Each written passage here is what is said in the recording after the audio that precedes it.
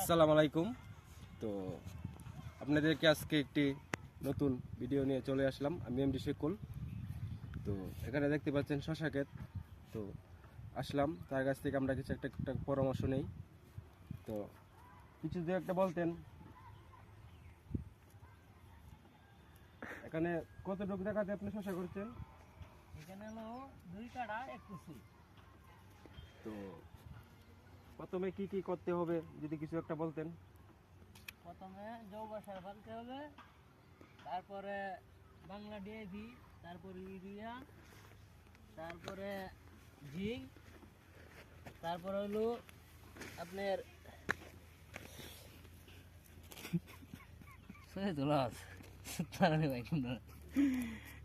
আর হইলো আপনার ধরা ভাই না, সমস্যা নাই। এটা এই কাগজটা কি হলো সেটা না, এটা এটা বিশাল গরম, ভিতরে তাপ, বিশাল তাপ। আর হলো আপনার তো এই যে দেখতে পাচ্ছি মাটি দিচ্ছেন, তো এই মাটি কিসের জন্য যদি একটা বলতেন দর্শকদেরকে। মায়ের হইলো এই যে বীজ লাগানো গুঁড়া, মানে বীজ এগুলো গুঁড়া আর কি, শশা গুঁড়া। এই মাটিটা দেওয়ার এ হইলো আপনার দ্রুত গাছটা বড় হবে, আর হলো দ্রুত গাছটা উঠবে।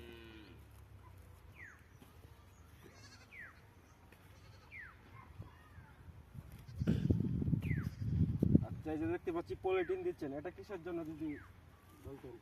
এই পলিথিনটা হলো আপনার শীতকালীন আর কি, শীতের লাগিয়া এই পলিথিনটা দিলে ভালো হবে। তো দেখতে পাচ্ছেন এটা শীতের জন্য দিলে ভালো হবে। তো সবাই এই পদ্ধতিতে করার চেষ্টা করবেন। তো বলেন। তো এই মাটি দেওয়ার পরে আপনার চারা কি আজকেই গুনবেন? না, আজকেই লাগামু। এই গাছ উঠবে 3 দিন কি 4 দিন পরে। তো দেখতে পাচ্ছেন আজকে লাগাবে, 3-4 দিন পরে চারাটি সম্পূর্ণ হবে। তো চারা ওঠার পরে পরে আপনি কি করবেন, কি দিতে হবে? চারা ওঠার পরে আপনার বীজ দিতে হবে।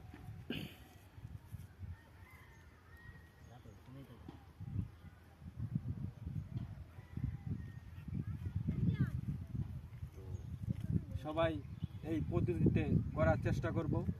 তো সবাই আমরা কৃষি করা উন্নতি করে দেশ উন্নতি করব। তো সবাই ভালো থাকবেন, সুস্থ থাকবেন। আসসালামু আলাইকুম। আমি এমডি শেকুল।